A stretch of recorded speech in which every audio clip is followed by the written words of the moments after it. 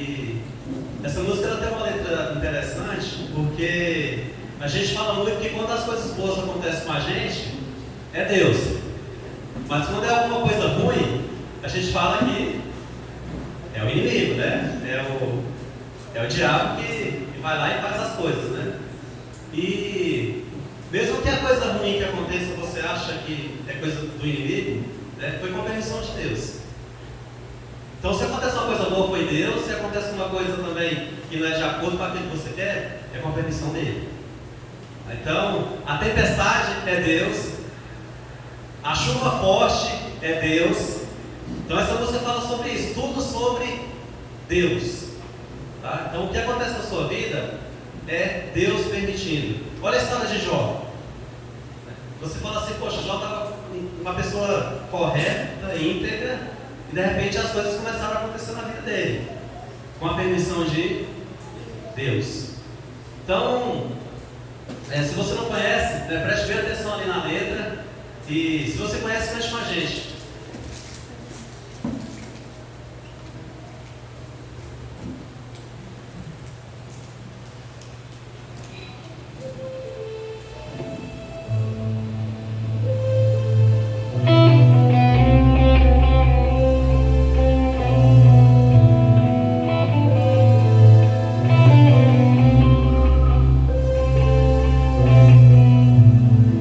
Cada casa mais simples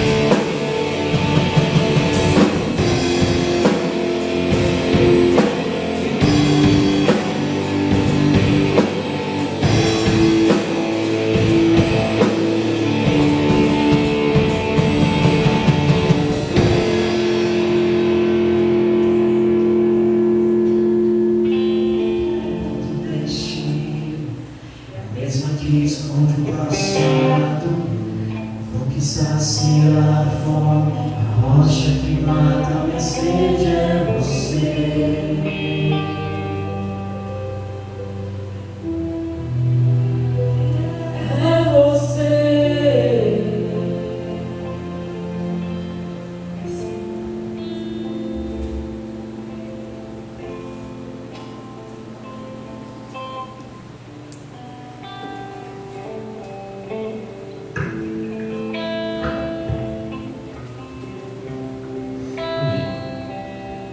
Hoje nós estaremos falando sobre atravessando a tempestade. E aí uma pergunta que eu gostaria de pensar junto. Mas antes as criancinhas podem vir aqui à frente? Elas estarão se dirigindo ao culto infantil?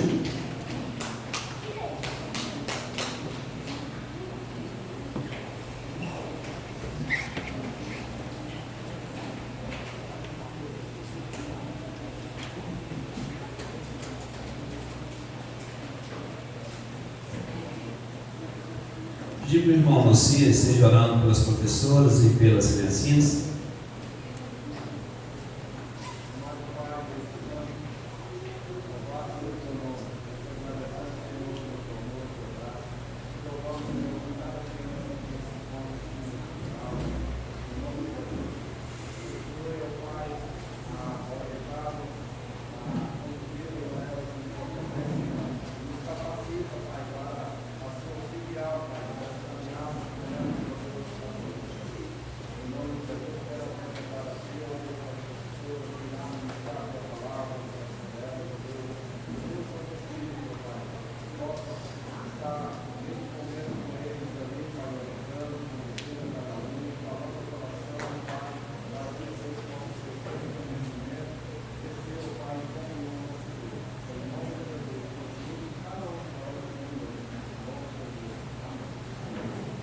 As crianças podem sair, então nós vamos hoje falar sobre atravessando a tempestade, só que não vai ser eu.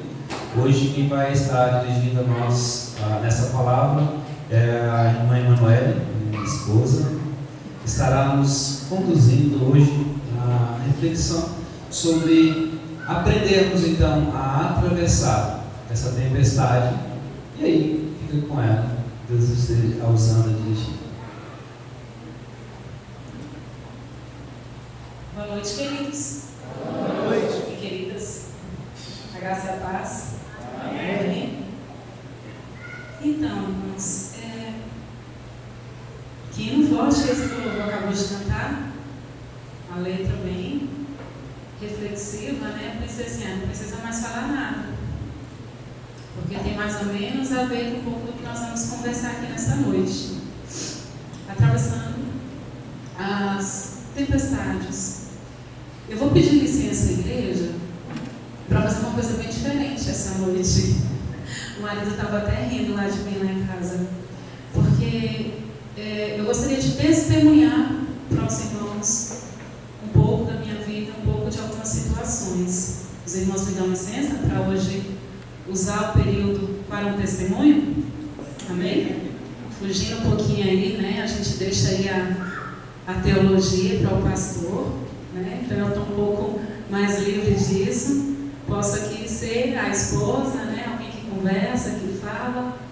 Então, como uma serva de Deus, testemunhar um pouco do que Deus tem feito. E o tema é justamente assim, algo que Deus colocou no meu coração, sobre tantas tempestades, tantas lutas que nós temos passado.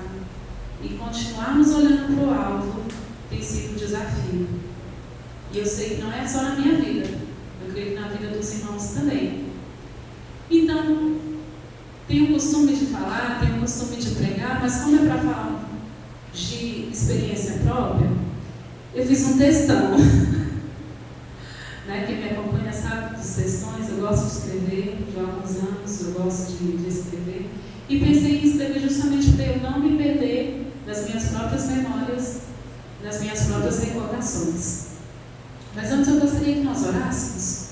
Amém? Senhor meu Deus, eu quero te agradecer, ó Pai, por essa noite, pela oportunidade, Senhor, de estar aqui na tua igreja, junto ao Senhor Jesus com a minha família, a família Igreja ti essa palavra viva.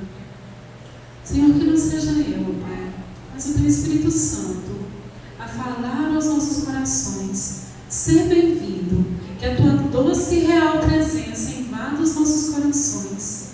Tenha liberdade, Espírito Santo de Deus, a falar conosco, a nos tocar e a nos preencher, Senhor, com a Tua real presença nessa noite, porque temos sede e precisamos do Teu direcionamento sobre as nossas vidas, Senhor. Amém. Amém. Gostaria que os irmãos abrissem suas Bíblias no livro de Mateus, capítulo 14, versículo 24 ao 32. Mateus 14, 24 ao 32. Nós vamos ler a referência para que os irmãos depois possam estar entendendo sobre o testemunho. Amém? Amém. Ai de mim, alguém aí? Amém? Amém. Podemos ler? Amém. E diz assim: e o barco já estava no meio do mar, açoitado pelas ondas, porque o vento era contrário. Mas à quarta vigília da noite, dirigiu-se Jesus para eles, andando por cima do mar. E os discípulos, vendo-o andando sobre o mar, assustaram-se, dizendo: é um fantasma? E gritaram com medo. Jesus, porém, falou-lhe algo, dizendo: tem de bom ânimo, sou eu, não temas. E respondeu-lhe Pedro e disse: Senhor, se és tu, manda-me ir contigo por cima das águas. E ele disse: vem. E Pedro, descendo do barco, andou sobre as águas para ir ter com Jesus. Mas, sentindo o vento forte, teve medo. E começando a ir para o fundo, clamou, dizendo: Senhor, salva-me. E logo Jesus, estendendo a mão, segurou e disse: homem de pouca fé, por que duvidaste? E quando subiram para o barco, acalmou o vento.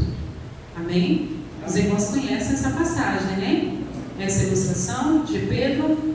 Jesus estava sobre as águas e eles ali no barco, em meio a toda aquela tempestade, viram Jesus andando sobre as águas e se assustaram, pensaram que era o quê? Que a Bíblia fala? Um fantasma, né? E sentiram medo. E aí Pedro falou: não, se é Jesus mesmo, então me manda aí. Jesus falou: vem. E ele foi ao encontro de Jesus, né? Pisando sobre as águas, no meio de toda aquela tempestade. E aqui a Bíblia está falando que era na quarta vigília da noite. Então a cena que me vem à cabeça é uma noite, um mar escuro, né? Águas por todos os lados, né? E aquele barco ali. Então deve ser uma cena que realmente traz medo, né? Eu passei um medinho parecido lá quando a gente foi para Manaus, né? Quando o barco, como é que fala, amor? Lá no... Ele encalhou lá e não tinha onda não, mas só de olhar aquele aguaceiro todo ali assim, tudo escuro, olha, deu medo, né? Então aqui a gente está imaginando um barco sendo levado pelas ondas e toda aquela situação que qualquer pessoa, pela natureza humana, sentiria medo, né? De olhar aquela situação e falar: nossa, eu caí lá e vou morrer afogado. É mais ou menos isso que Pedro sentiu como homem, mesmo no momento que ele estava vivendo a fé dele, de olhar a Jesus o chamando. Os irmãos conseguem ver essa cena? Conseguem imaginar essa situação aqui que a Bíblia está nos descrevendo? Então eles ali estavam enfrentando o que, meus queridos? Uma tempestade lá dentro do mar, não é isso? Ok? E aí, eu vou começar com os irmãos sobre o meu texto, para eu não me perder muito aqui nas minhas lembranças. Vou fazer a leitura, tá? Então eu peço licença aí para os irmãos para eu poder fazer uma leitura. E mantenha aqui a atenção, tá bom? Peço licença para escrever um pouco das minhas memórias, na finalidade de compartilhar um pouco do que Deus tem feito em minha vida e tentar ser mais objetiva, em meio a tantas histórias e vivências que creio que posso hoje contar, como testemunho do que Deus tem feito em minha vida através de minha casa. Sei que tem muita gente nova por aqui, que talvez não conheçam o que temos vivido nesses últimos anos. E muitos aqui já nos conheceram enquanto passávamos por uma longa tempestade, onde precisávamos manter os olhos fixos no Mestre Jesus, para não afundarmos em meio à insegurança da tempestade. Como algumas memórias ainda me emocionam muito, preferi escrever, porque, aliás, sinto-me mais confortável com a palavra escrita do que da falada. Então vamos lá. O ano 1996, o ano que, de fato, levantei as minhas mãos como sinal de que queria viver os planos de Deus na minha vida. Embora tenha crescido na igreja, sendo ensinado no Evangelho por minha avó e por minha mãe, eu ainda frequentava a igreja católica juntamente com meu pai, até este ano, onde as situações começaram a mudar na minha vida. Lembro-me que naquela mesma noite, onde aceitei a Jesus, fui convidada a ir orar no chalé de uma chácara, onde estávamos em um retiro de carnaval, na primeira igreja batista de Planaltina. Naquela vigília, senti pela primeira vez a doce presença do Espírito Santo, dizendo que estava me acolhendo e me chamando para o ministério, para levar as boas novas aos cativos. Desde então, assim, tão precocemente como Deus fez com o menino Samuel, nenhum ano da minha vida se passou se não fosse servindo ao Senhor, trabalhando para o reino de Deus, dentro e fora da igreja. Sei que não parece, afinal, como sempre ouço do meu esposo, a aparência de ser mais nova é apenas engano. Mas já se passaram mais de 20 anos trabalhando para o Senhor, conhecendo vidas e cruzando histórias e vivendo o sobrenatural de Deus. Deus, sabendo os desejos do meu coração, colocou em meu caminho um jovem rapaz, lindo, forte, simples e muito temente ao Senhor, a qual, no ano de 2002, se tornou meu esposo. Aquele a qual vocês conhecem como pastor Luciano. Homem que veio na medida de balancear o meu temperamento, de trazer alegria aos meus dias com suas piadas que até hoje ainda não entendo muito bem. Homem com coração de servo, que sonhou junto comigo os sonhos de Deus. Homem que era ansioso para me fazer mãe dos seus filhos. E ele me fez mãe de 2 lindos e amorosos meninos. Obrigada, amor. Homem que, com mansidão, conseguiu pastorear o meu coração. E como sempre falei para ele, sei que não é fácil ser o meu pastor. E por isso, amo muito o amor e cuidado que ele sempre me tratou, mesmo nos meus momentos mais espinhosos e incrédulos, frente aos dessabores de lidar com pessoas e com situações que geravam ansiedade de projetos que eu almejava. E assim por diante. Aproveito para dizer obrigado, Deus, porque há 17 anos este homem tem cuidado de mim e dos nossos filhos, a qual agora falamos que temos muitos filhos aos finais de semana, onde temos a alegria de ver a casa cheia de sorrisos e barulho dos filhos que ganhamos da parte de Deus pela Igreja Batista Palavra Viva. Agora que conhecem um pouco sobre a Emanuele, quero falar da Emanuele já na fase adulta. Determinada, geniosa, exigente com os planejamentos, de pensamento crítico, que teve que aprender a deixar Deus conduzir a mente, o coração, a língua e os projetos. Afinal, quão contraditória foi, em mesmo tendo entregue a minha vida para o ex-me aqui, ainda lutar para que as coisas acontecessem do meu jeito. E ainda bem que deixei Deus tomar a direção de tudo na minha vida. Dezembro de 2005. Descubro-me grávida do tão sonhado Lael. Sonho a qual começava a ter dúvidas se seria concretizado, pois os médicos já haviam me falado que eu não conseguiria segurar a gravidez, devido a uma malformação em meu útero. Estávamos assumindo nosso primeiro campo missionário, fora da igreja local onde cresci. A cidade era Formosa, Goiás. Na sede Na sede de ver a obra crescer e sem conhecer ao certo os limites do meu corpo, andava a pé pelos bairros da cidade juntamente com meu esposo, batendo de porta em porta para fazermos o estudo das 4 leis espirituais, aquele folhetinho de evangelismo, na finalidade de evangelizarmos. Para a glória de Deus, iniciamos um ponto de evangelismo e e abrimos uma congregação, cujo público inicial eram crianças.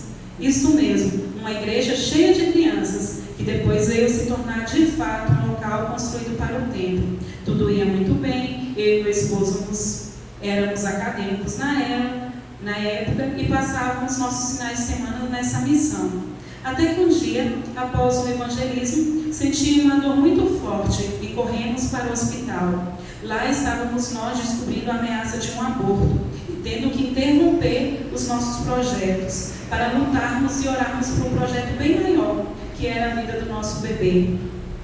Igrejas se ajuntaram a nós em oração. Passei praticamente 6 meses internada no HMIB, lutando para segurar a gravidez e tendo que enfrentar a minha grande primeira tempestade. Deixar meu esposo sozinho, ficar sozinha naquele hospital e conviver todos os dias com as tragédias de outras mães que iam perdendo seus bebês. A cada mulher que tinha alta porque tinha abortado, eu chorava e clamava a Deus: Senhor, me ajude, não me deixe perder o foco em Ti, tira esse medo de mim.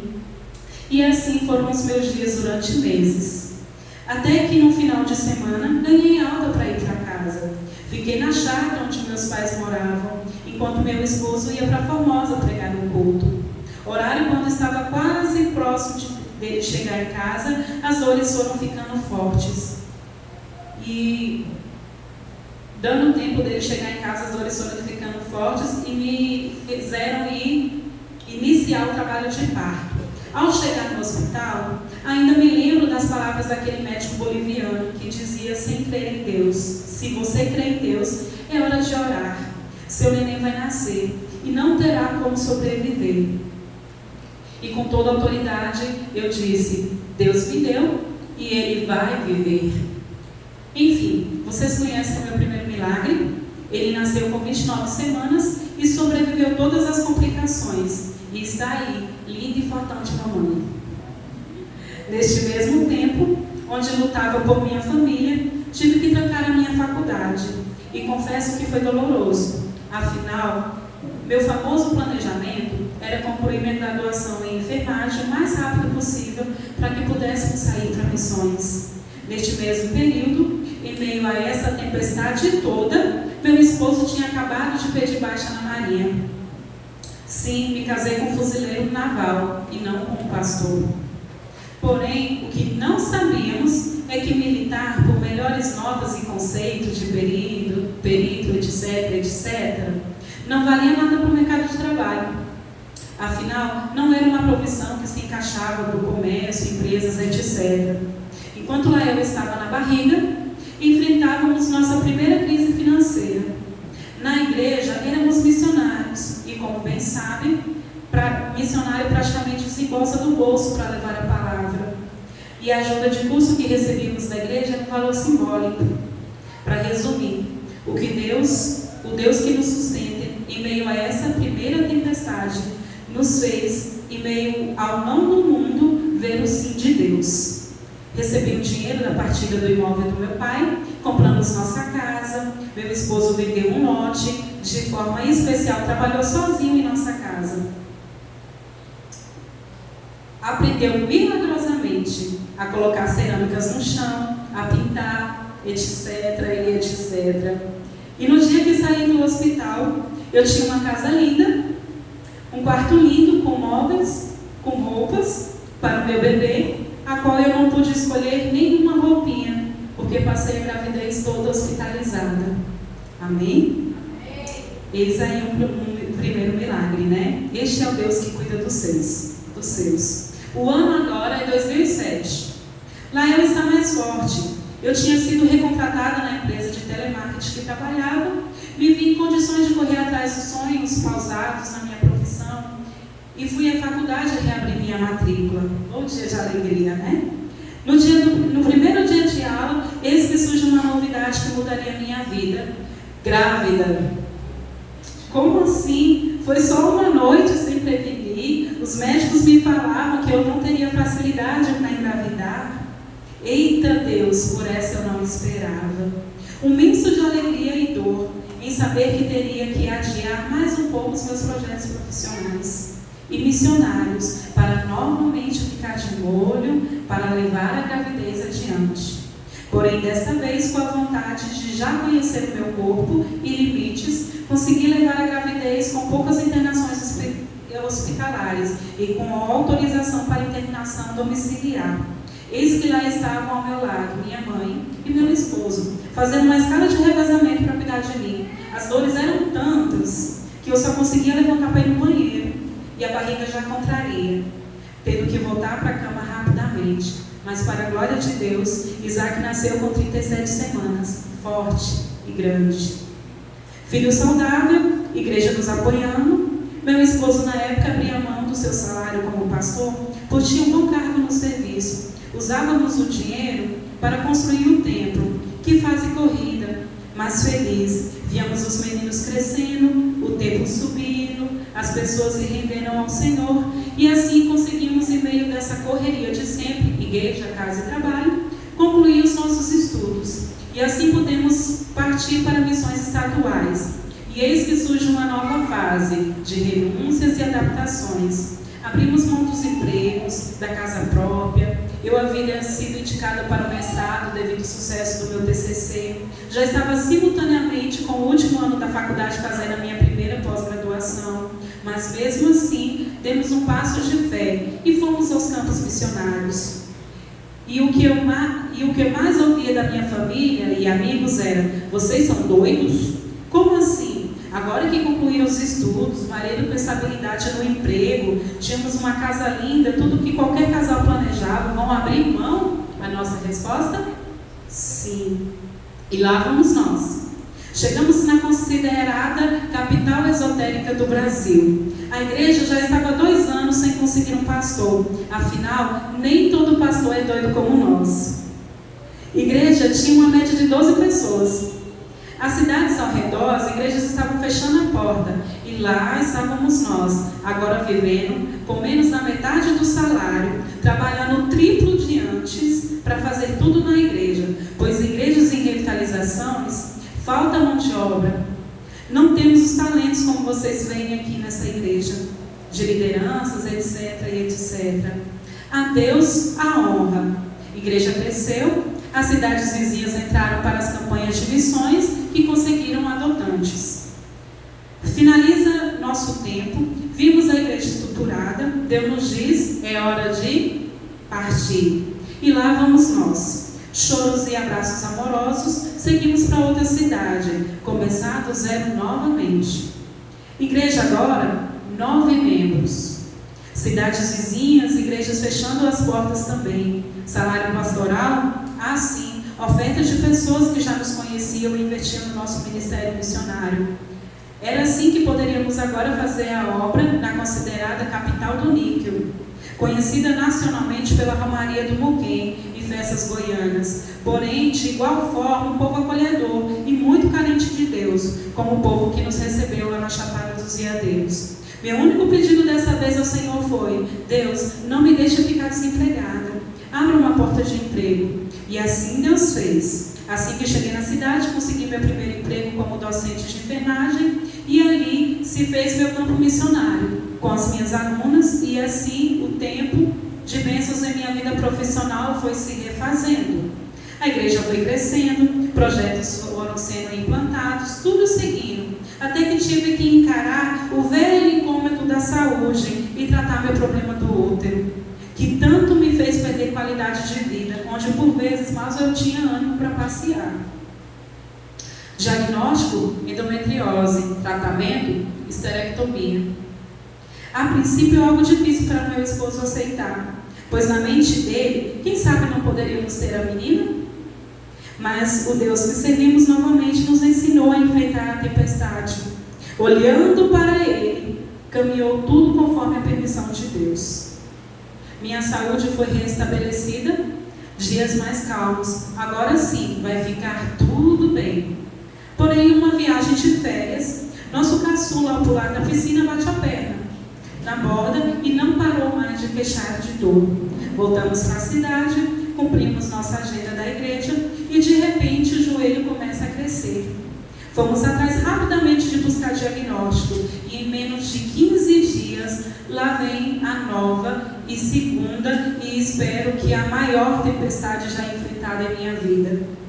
Câncer, sim, o pior tipo de câncer ósseo. Acometia meu filho, de então 7 anos de idade. O ano 2016. E lá vamos nós. Foco em Jesus, que a tempestade era imensa agora, mas não podemos nos desesperar, não podemos temer. Assim falávamos todos os dias. Consigo rapidamente uma consulta no Hospital Sara Kubitschek. Meu filho já fica internado para a biópsia, e dali só saímos para ir em casa e voltar para o hospital. Retorno para a cidade onde morávamos, peço demissão do meu emprego, pois sabia que não teria condições de manter a grade de aulas noturna. Corro para os meus patrões e explico a situação, e digo que iria pegar atestado, para que eles pensassem o que fariam, pois eu não teria mais como gerenciar aqueles postos de saúde, pois agora meu filho precisava de mim ao lado para enfrentar as quimioterapias. Os chefes disseram que não faziam um acordo comigo, que iriam fazer um acordo comigo, e assim eu ficava 4 dias aqui em Brasília e 3 dias em Niquelândia, fazendo meus plantões de gestão e lecionando aos sábados e domingos na outra empresa que eu trabalhava. E assim, todas as semanas, durante aqueles meses, eu pedi ao Senhor: Senhor, me ajuda a ter os olhos em Ti, porque a luta, a tempestade está grande demais. 6 meses se passam, temos que enfrentar a primeira grande perda. Nunca pensei que conseguiria sentir dor maior do que a ver meu filho sendo amputado. Perder a sua perna e ainda ter que ter equilíbrio de manter o emprego, pois precisávamos sobreviver.